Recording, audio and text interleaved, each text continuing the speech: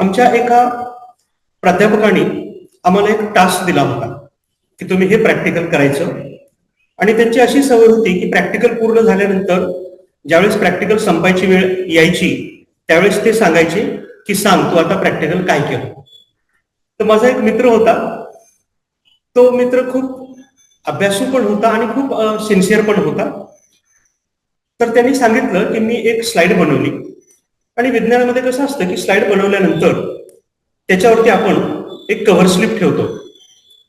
आणि तो सांगत असताना मी मटेरियल घेतलं, सेक्शन घेतलं, स्लाइड घेतली आणि त्याच्यावरती मी कव्हर स्लिप ठेवली. आता गमतीचा प्रकार असा आहे की तो कव्हर स्लिप हा शब्दच त्याला आठवत नव्हता. आणि म्हणून त्यांनी काय सांगितलं आमच्या सरांना की मी स्लाइड घेतली आणि त्याच्यावरती मी काचेची चिपळी ठेवली.